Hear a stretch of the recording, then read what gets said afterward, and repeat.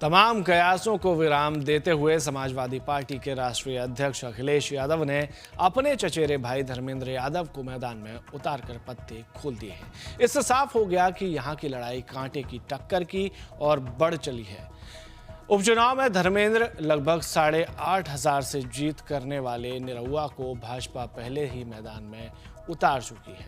जहां भाजपा पर इसे बरकरार रखने की चुनौती है, वहीं सपा पर उपचुनाव का बदला लेते हुए पूर्वांचल को साधने का दबाव बढ़ रहा है। बहरहाल अब सबकी निगाहें बसपा की ओर लगी हैं कि वह किसे दावेदार बनाती है। कारण उपचुनाव में बसपा से लड़ने वाले गुड्डू जमाली सपा का न सिर्फ दामन थाम चुके हैं बल्कि एमएलसी भी बन चुके हैं। आजमगढ़ को सपा का गढ़ कहा जाता है। पार्टी यहां से पूर्वांचल की दिशा तय करती है।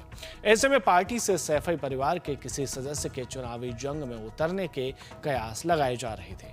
अखिलेश यादव और उनके चचेरे भाई धर्मेंद्र यादव के नाम पर चल रही थी चर्चा।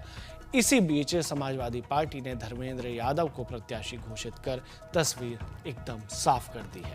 मुलायम सिंह यादव की सरकार में साल 2004 में सैफई परिवार के धर्मेंद्र यादव पहली बार मैनपुरी से सांसद चुने गए थे। साल 2007 में समाजवादी पार्टी सरकार से बाहर हो गई और बसपा की सरकार बन गई तो मुलायम सिंह यादव मैनपुरी से चुनावी मैदान में उतर गए थे। इसके बाद धर्मेंद्र यादव को बदायूं भेज दिया गया था, जिसके बाद साल 2009 के लोकसभा चुनाव में बदायूं लोकसभा सीट से धर्मेंद्र यादव दूसरी बार सांसद चुने गए। साल 2014 के लोकसभा चुनाव में भी उन्होंने बदायूं से जीत हासिल की।